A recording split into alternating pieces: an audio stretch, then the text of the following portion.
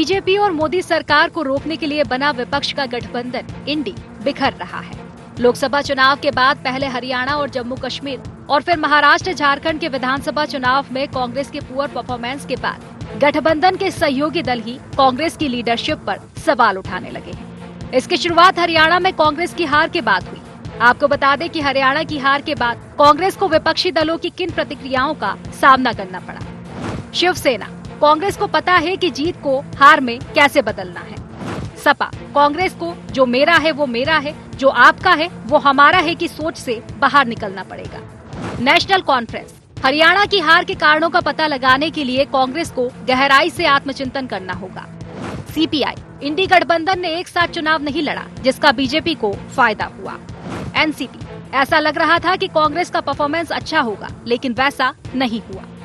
TMC, seat sharing को लेकर कांग्रेस का रुख आक्रामक रहा, बस यही व्यवहार कांग्रेस की चुनावी हार का कारण बनता है। आप आज वो भी पछता रहा होगा मेरा साथ छोड़कर, अगर साथ साथ चलते तो कुछ और बात होती। खैर, ये बात तो हरियाणा के नतीजों के बाद की थी। अब महाराष्ट्र में इंडी गठबंधन की करारी हार के बाद तो राहुल गांधी के सामने इंडी ब्लॉक में और चुनौतियां खड़ी हो गई है। हाथों में संविधान लिए जो विपक्षी एकता सड़क से संसद तक नजर आ रही थी, धीरे धीरे कमजोर पड़ने लगी है। लोकसभा चुनाव में कांग्रेस के सबसे बड़े मददगार साबित हुए समाजवादी पार्टी नेता अखिलेश यादव संसद के शीतकालीन सत्र में राहुल से अलग राय दिखे। राहुल जब संसद के बाहर अडानी जप रहे थे, अखिलेश यादव संभल पर दंगल कर रहे थे। ममता बनर्जी की टीएमसी इन दोनों से अलग बांग्लादेश की हिंसा को लेकर मोर्चा खोले हुए थी।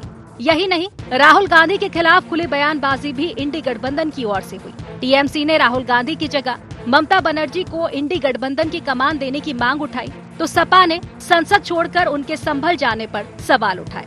अडानी को लेकर भी राहुल गांधी अलग थलग दिखाई दिए। ममता बनर्जी, कांग्रेस बता दे कहाँ हरा दिया है, कांग्रेस बता दे कि कहाँ इतनी जबरदस्त तरीके से हरा दिया। हम तो बंगाल में जब आके दीदी जो उन्होंने करना शुरू किया, उसके बाद से जो मुंह की खानी शुरू की तो सीट बढ़ती चली गई। तो वो तो एकमात्र हैं जो अभिजीत हैं, उनको कोई नहीं हरा पाया। तो वो होना चाहिए लीडर, एक सामने है, आंख में आंख डाल करके बात करते हैं, सीधा करते हैं, कोई उनको कुछ नहीं कर सकता। तो स्वाभाविक है उनको होना चाहिए, जो लीडर में ताकत है उसको आगे होना चाहिए। हमारी पार्टी तो पहले ही जा चुकी है, उन्हें नहीं जाने दिया, ये तो अब बाद में जा रहे हैं। अब क्यों जा रहे हैं देर से इतना? ये उन्हीं को पूछो। सर, कल आपकी पार्टी अडानी वाले इशू पे संसद में बहस में शामिल नहीं हुई क्योंकि सारे विपक्षी दल थे, उसमें क्या कुछ खास वजह? सर, हमारा मुद्दा सिर्फ संभल का था। अडानी का मुद्दा हमारे इकोनॉमी के लिए एक अहम मुद्दा है, लेकिन जब बात जान की हानि की आती है तो मेरे ख्याल से प्राथमिकता उसकी होनी चाहिए। समाजवादी पार्टी और टीएमसी की तरह तो नहीं, लेकिन उद्धव ठाकरे के भी तेवर राहुल गांधी के प्रति बदले हुए नजर आने लगे। इसकी झलक शिवसेना के मुखपत्र सामना के संपादकीय में देखी जा सकती है। सामना के संपादकीय में कहा गया कि पश्चिम बंगाल में ममता बनर्जी कांग्रेस से दूरी बनाकर राजनीति करने की कोशिश कर रही है।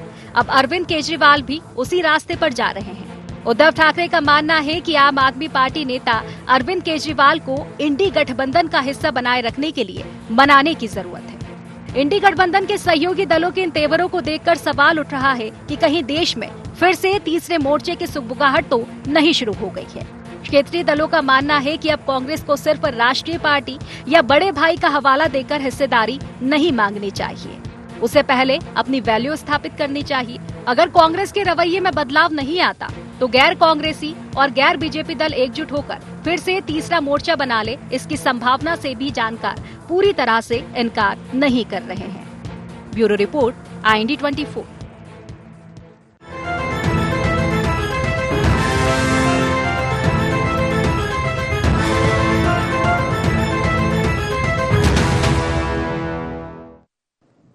नमस्कार, गठबंधन में दरार में आपका स्वागत है। मैं हूं आपके साथ नवीन पुरोहित। चर्चा को विस्तार देंगे, उसके पहले इंडिया एजेंडा के मुख्य बिंदुओं की तरफ एक निगाह डालते हैं। क्या हरियाणा महाराष्ट्र की हार के बाद बिखरने लगा इंडी गठबंधन? क्या पुअर परफॉर्मेंस की वजह से सहयोगियों के निशाने पर आई कांग्रेस? कांग्रेस के हाथ से छिन तो नहीं जाएगी इंडी गठबंधन की कमान? क्या राष्ट्रीय राजनीति में फिर पड़ सकती है तीसरे मोर्चे की नींव? नमस्कार, इन्हीं सवालों के साथ चर्चा में आप सबका पुनः स्वागत है। इंडी अलायंस कहें या इंडिया कहें, लेकिन अनेकता में एकता के ध्येय वाक्य को चरितार्थ नहीं कर पा रहा है इंडी अलायंस। और आपस में चाहे नेतृत्व की बात हो, चाहे सीटों के बंटवारे की बात हो, और चाहे चुनावी रणनीति में आपसी सामंजस्य की बात हो, यह तीनों जगहों पर असफल दिखता है। तीनों जगहों पर स्पष्ट मतभेद नज़र आते हैं। कहीं ना कहीं कहा जाए तो सीटों पर रस्साकशी नज़र आती है। कहीं जो राष्ट्रीय और अंतर्राष्ट्रीय स्तर के मुद्दे होते हैं उन पर स्पष्ट अलग अलग मत समझ में आता है। तो यह कह सकते हैं कि यह जो गठबंधन है वो जिस प्रकार से भारतीय जनता पार्टी निरूपित करती है कि मजबूरी का गठबंधन है, ये मजबूती का गठबंधन नहीं है, वह उसको चरितार्थ करता है। और कांग्रेस को लेकर जितने भी सहयोगी घटक दल हैं सब हमलावर हैं। तो यह समझने की कोशिश करेंगे कि क्या ये इंडिया अलायंस जो है, ये इंडिया अलायंस जो है या जो इंडिया है, इसका केंद्र बिंदु कांग्रेस नहीं है। तो हमारे साथ इसी मुद्दे पर चर्चा करने के लिए शामिल हैं राजेंद्र सिंह जी, प्रवक्ता हैं मध्य प्रदेश भारतीय जनता पार्टी से। अमित शर्मा जी, प्रवक्ता मध्य प्रदेश कांग्रेस से। देवदत्त दुबे जी, वरिष्ठ पत्रकार हमारे साथ हैं। आप समस्त महानुभावों का बहुत बहुत स्वागत है। तो सीधा सवाल अमित शर्मा जी से कर लेता हूं। अमित जी,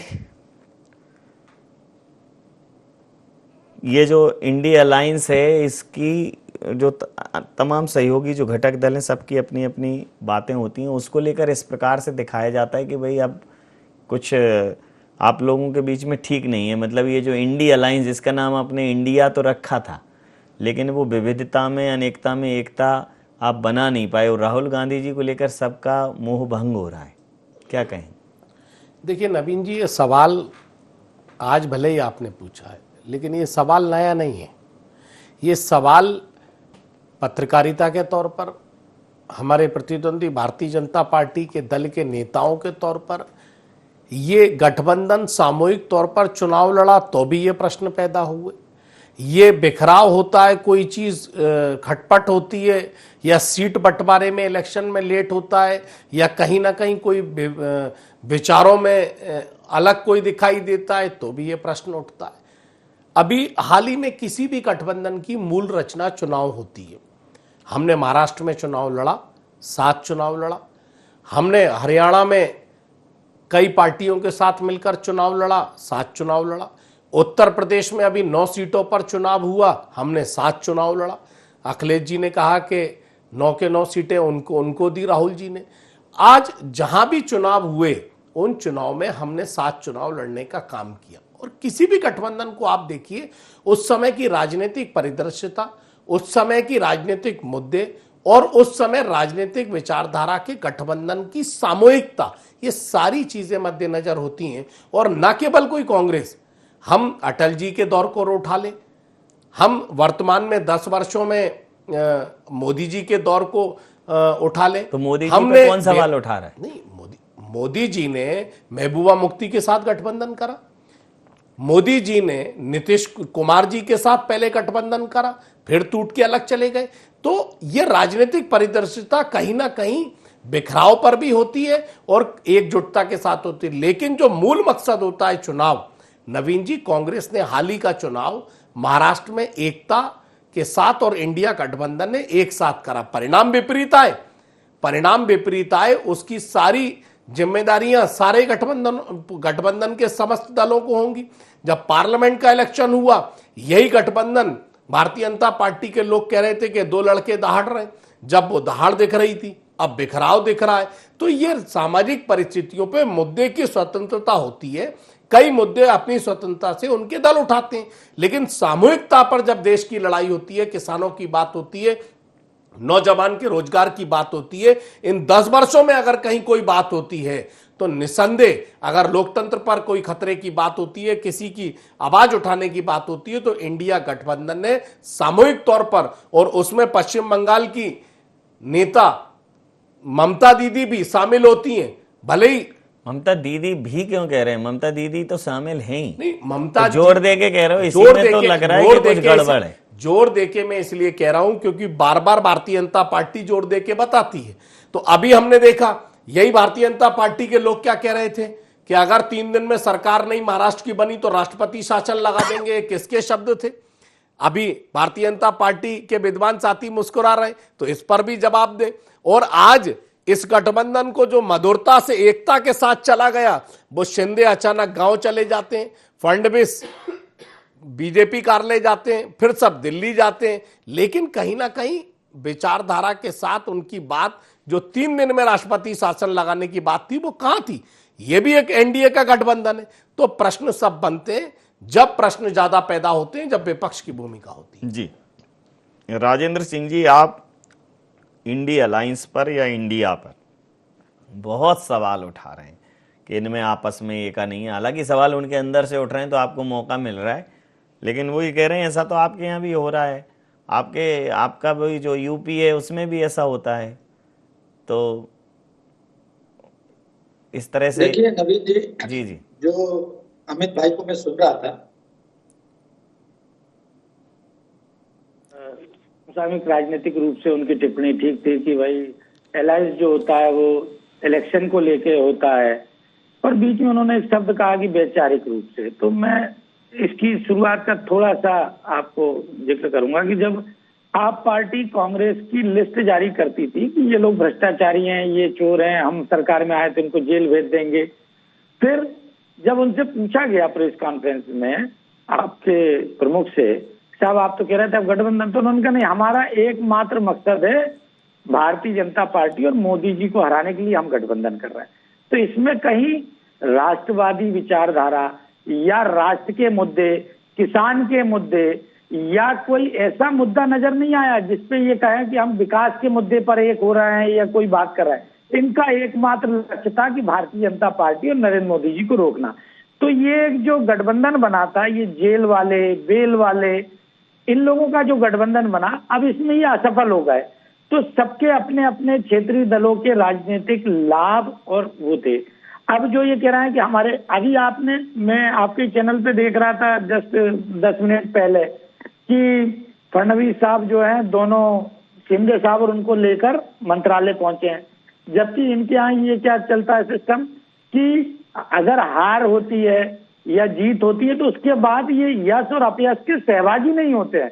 जो आप ही शुरू में बता रहे थे आपकी रिपोर्ट में कि सपा ने क्या कहा, बसपा ने क्या कहा, या अन्य दल जो है वो क्या कहते हैं कि कांग्रेस की लीडरशिप नहीं है, तो ये हमारे लिए कोई वो नहीं है, हम भी समझ रहे हैं। और सबसे बड़ी बात जो है नवीन जी, जो एक राजनीतिक विश्लेषक के रूप में आप वरिष्ठ पत्रकार हैं, कांग्रेस खुद के लोगों को जब नहीं संभाल पा रही है, खुद का घर नहीं संभाल पा रही, आए दिन नेता उनके साथ छोड़ के जा रहे हैं, चाहे मध्य प्रदेश हो चाहे देश में हो, तो ये अन्य जो कहते हैं ना कि अगर घर में भाई भाई एक नहीं है तो ये पड़ोसी से संबंध कैसे एक कर पाएंगे। तो ये इनके सिर्फ एकमात्र इनका लक्ष्य मोदी जी के विकास को रोकना, मोदी जी की लोकप्रियता को रोकने के लिए जो करना चाह रहे थे, तो उसमें ये असफल हुए। तो आने वाले समय में, आप दिल्ली इलेक्शन के समय में दावे के साथ कह रहा हूं कि दिल्ली इलेक्शन के समय कांग्रेस और आप भी आपस में वो फिर ये कह देते हैं साहब हम तो मैत्रीपूर्ण चुनाव लड़ रहे हैं। तो ये कोई इनका गठबंधन आगामी समय पे और आगे लंबे समय चलेगा, इसमें मुझे तो पूरा संशय है, क्योंकि इन सबके अपने अपने निजी स्वार्थ है। और जब स्वार्थ परत गठबंधन होता है तो उसमें ये होता है, जब आप विकास की सोच के साथ, वैचारिक एक कॉमन मिनिमम प्रोग्राम के साथ अगर आपका गठबंधन होता है, विकास के लिए गठबंधन होता है, तो एक समझ आता है। उसमें राजनीतिक सत्ता की सहभागिता भी एक बड़ा विषय रहता है। निश्चित तौर पर अमित भाई की इस बात से मैं सहमत हूँ, लेकिन कहीं ना कहीं आपको एक वैचारिक रूप से वो तो करना पड़ेगा। जब आप ये तय कर लेते हो कि हमें तो सिर्फ एक व्यक्ति के विरोध करने के लिए इकट्ठा होना है, तो जनता इस गठबंधन को इसलिए नकारती है कि आपके पास विकास के मुद्दे पे, जो ये कह रहे थे कि हम किसान के मुद्दे पे, इस पे इन्होंने कहीं ये बात इनके गठबंधन में नहीं होती। इनका सिर्फ एक मुद्दा रहता है मोदी जी का विरोध करो, भाजपा का विरोध करो, विकास का विरोध करो। तो जब इन मुद्दों पर रहते हैं तो जनता इनको लगातार नकार रही है, और जब जनता नकारती है तो इनका भी संयम और जो है वो धीरे धीरे कम होते होते आने वाले समय में आप देखिएगा, दिल्ली इलेक्शन के समय आप पार्टी और कांग्रेस आमने सामने होगी। अभी भी जो है एक दूसरे पर हार का ठीकरा फोड़ने की इनकी जो वो प्रक्रिया चल रही है वो जारी है। तो पूर्व में भी अपने यहाँ मध्य प्रदेश में भी जो छोटा सा गठबंधन की बात हो रही थी, उस समय कमलनाथ जी ने कह दिया था कौन से सपा कौन सा अखिलेश, तो अखिलेश ने कहा कि हम नहीं पहचानते कांग्रेस वांग्रेस कौन है। तो ये बयानबाजी तो इनके जी उसमें शुरू से चली आ रही है। अब ये अलग बात है कि ये एक मौका परस्त जो गठबंधन बना था वो अस्थायी गठबंधन था, वो कितने दिन चलता है, क्योंकि भानुमति का कुनबा था, सबके अपने अपने थे कि भैया हमने जेल में है, तुम बेल पे हो, तुम बेल में हो, हम जेल में हैं, तो अपन आपस में एक तरह से एक रहेंगे तो शायद कुछ बचाव हो जाए। पर वो मुझे लगता नहीं है कि लंबे समय तक इनका गठबंधन चल पाएगा। मैं प्रतिक्रिया लेता हूं। देवदत्त दुबे जी हमारे साथ हैं। देवदत्त जी, मोदी हटाओ गठबंधन बनाया था, देखिए पूरे गठबंधन ने एड़ी चोटी लगा ली, लेकिन जो पहले यूपीए था वो अब इंडिया हो गया, लेकिन वो एनडीए जो चुनाव के पहले जो अलायंस था उसको तो स्पष्ट बहुमत मिला, सरकार बन गई, और किसी प्रकार की कोई इस टाइप की नकारात्मक बात मोदी जी के नेतृत्व को लेकर नहीं आई, यहाँ तक कि मंत्रिमंडल विस्तार में भी नहीं दिखी वो। तो कांग्रेस को ये समझना पड़ेगा कि अगर वो नेतृत्वकर्ता के तौर पर सबसे बड़ी पार्टी के तौर पर इस अलायंस में है तो उसके प्रति बाकी दल निष्ठा का भाव दिखाएं, सहयोगी का भाव दिखाएं, वो मोल तोल भावताव जनता में ना आए, क्योंकि उससे फिर ऐसा समझ में आता है कि ये मजबूती का गठबंधन नहीं, मजबूरी का गठबंधन है। क्या कहें? बिल्कुल, ये भारतीय राजनीति में ऐसे कई उदाहरण हैं कि जब लोग, जैसे वो बाढ़ आती है तो विपरीत स्वभाव के जंतु पक्षी सब एक डाल पर बैठ जाते कि अभी बाढ़ से बचो फिर देखेंगे। तो ऐसा एक समय इंदिरा जी की जब बाढ़ थी, कांग्रेस की बाढ़ थी, तब जयप्रकाश नारायण ने सब दलों को इकट्ठा किया, लेकिन उस समय एक आदमी ऐसे थे, जयप्रकाश नारायण जी को पद नहीं चाहिए था और वो जनता पार्टी बन गई, फिर बाद में वो टूट भी गई 2.5 साल में ही। ऐसे ही इस समय चल रहा है कि मोदी और भाजपा के खिलाफ विपरीत स्वभाव वाले जो आपस में राज्यों में एक दूसरे से लड़ते हैं, वो लोकसभा चुनाव के दौरान जी साथ हो जाते, हाँ जी साथ हो जाते हैं। अब एक और राजनीति का एक पक्ष ये भी है कि मजबूत के साथ सब रहना चाहते, तो उस समय कांग्रेस एक मजबूत स्थिति में थी, उसके साथ सब हो गए। लेकिन जैसे ये हरियाणा, महाराष्ट्र, जम्मू कश्मीर ये हार मिलना शुरू हुई कि सब अपने अपने कमजोर कांग्रेस को देखा और उन्होंने सबने अपने अपने बयान जो आपने अभी दिखाए थे वो सब शुरू हो गए। तो ये तो दम आपको रखनी पड़ेगी अपने साथ, तब आपके साथ लोग होंगे। एक ये राजनीति का नया दौर शुरू हुआ। वैचारिक कहीं कुछ नहीं बचा है कि कोई सिद्धांतों के लिए, विचारों के लिए अब तो हम सत्ता में कैसे आए ये तमाम हो गया, क्योंकि इतने दल बदल हो चुके हैं कि कई बार तो किसी पार्टी की बैठक होती है तो उसमें विपरीत दलों के लोग ज्यादा बैठे हुए मिलते हैं। जब महाराष्ट्र में शिवसेना और कांग्रेस का गठबंधन हुआ था, या पीडीपीएफ और भाजपा का जम्मू कश्मीर गठबंधन हुआ था, ये कुछ ऐसे उदाहरण थे कि अब राजनीति इसी दिशा में जाएगी कि जहां दम वहां हम, या अवसर राजनीति का जो है इसी के लिए है। अब वैचारिक और सैद्धांतिक लड़ाई की पूरा जीवन खपा दें, जयप्रकाश नारायण जी ने पूरा जीवन खपा दिया, लोहिया जी ने खपा दिया, ऐसे बहुत लोग थे जो अपने, अटल जी आप बरसों सुनते रहे अब की बारी अटल बिहारी, लेकिन डटे हैं अपने उसी पे, उनको कोई ज्यादा ऐसा नहीं था कि हर हाल में हमें सत्ता ही चाहिए। तो जो वो जो वैचारिक प्रतिद्वंदता थी अब वो भारतीय राजनीति में प्राय बहुत कमजोर पड़ गई, प्रतिबद्धता समाप्त है। सवाल कांग्रेस को कमतर आंकने का नहीं है, राहुल गांधी पर भी सवाल है। अमित जी, आप जिनको एक हीरो की तरह प्रस्तुत करने लगी है कांग्रेस, और अब चूंकि लीडर ऑफ अपोजिशन भी हैं और पोजीशन में आने के लिए वो तैयार भी हैं, लेकिन यहाँ तो सवाल उन पर भी उठ जाते हैं। निसंदेह नवीन जी, सवाल आज से नहीं उठ रहे, पिछले 10 सालों से राहुल जी पर सवाल उठ रहे हैं। और चाहे उन्हें किसी नाम की संज्ञा देने का काम हो, चाहे उन पर किसी काम की बात हो या किसी हार के इलेक्शन की बात हो, राहुल जी पर यह सवाल भारतीय जनता पार्टी ये प्रामाणिकता के साथ आपके चैनल पे कहूं कि एक पूरी सोशल मीडिया के लाखों करोड़ों रुपए खर्च कर कर ये प्रश्न उठाने का काम भारतीय जनता पार्टी पिछले 10 सालों से करती आई। अब मेरे विद्वान भारतीय जनता पार्टी के साथी ने कहा कि मोदी जी के विरोधी देश का प्रधानमंत्री कौन है? आदरणीय मोदी जी। रोजगार की जिम्मेदारी के सवाल उन्होंने देने पर जो वचन दिया था उस पर सवाल उठाने का काम कौन करेगा? विपक्ष करेगा। विपक्ष में चाहे कांग्रेस पार्टी हो या तमाम सारे लोग हो। अब उन्होंने कहा कि हमारे खिलाफ ये इकट्ठे हो रहे हैं, ये मोदी जी के प्रश्न उठा रहे हैं। प्रश्न मोदी जी से नहीं है, प्रश्न मेरे प्रधानमंत्री से है। रोजगार की बात होगी, मेरे प्रधानमंत्री से बात करनी पड़ेगी। जातिगत लोगों पर अधिकार की बात होगी, प्रधानमंत्री पर उंगली उठेगी। अडानी का पोर्ट पकड़ा जाता है, ड्रग्स करोड़ों रुपए की पकड़ाई जाती है और उस पर एफआईआर दर्ज नहीं होती तो प्रधानमंत्री पर बात होगी। अगर फ्लाइट में अडानी जी और प्रधानमंत्री जी एक साथ जाते हैं और वो मीडिया के माध्यम से फोटो दिखाई देते हैं और अमेरिका में एफआईआर होती है और एलआईसी के करोड़ों 20 करोड़ लोगों के पैसे की गाड़ी कमाई जो अडानी के द्वारा उसका दुरुपयोग किया जाता है और इसके प्रमाण सामने आते हैं तो निसंदेह अडानी जी पर प्रश्न उठेगा और देश के प्रधानमंत्री जी आज उनके साथ मिले हुए इसके प्रमाण है, इसलिए मोदी जी पर प्रश्न उठेगा। तो प्रश्न क्यों नहीं उठे? लगातार महिलाओं के अत्याचार पर किसान पहले भी बैठा रहा, आज भी किसान सरहद पर बैठा है। ये राजनीतिक लड़ाई नहीं, अब तो कोई चुनाव नहीं है। उठने की बात थी नवीन जी, अब कोई चुनाव नहीं है, लेकिन हम देश के मुद्दों के सवाल विपक्ष की भूमिका में राहुल जी के नेतृत्व में आज राहुल जी ने साबित करा भाई नेता प्रतिपक्ष है। वो एक बार में जब लाल परेड की उसमें गए तो चौथी उस पर बैठे थे।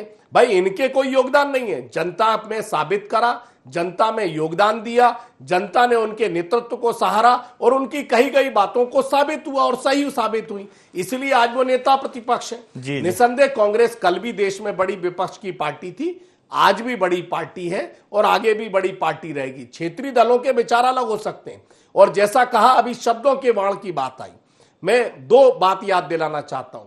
यही अमित शाह जी ने बिहार की रैली में कहा था कि अब ये दरवाजे नीतीश कुमार के लिए बंद है तो पलटू राम निकले। ये शब्द किसने कहे थे? और हाल ही में प्रधानमंत्री जी ने अडानी और अंबानी जी के लिए कहा था कि ये लोग तो चोर हैं। अरे भाई जब चोर है, प्रदेश का प्रधानमंत्री चोर कह रहा है और उसके बाद वो सरेआम घूम रहे हैं, प्रमाण मिल गए हैं, कोई कार्रवाई नहीं कर रहे, तो निसंदेह मोदी जी पर, मेरे देश के प्रधानमंत्री पर उंगली उठेगी और वो कल भी उठेगी।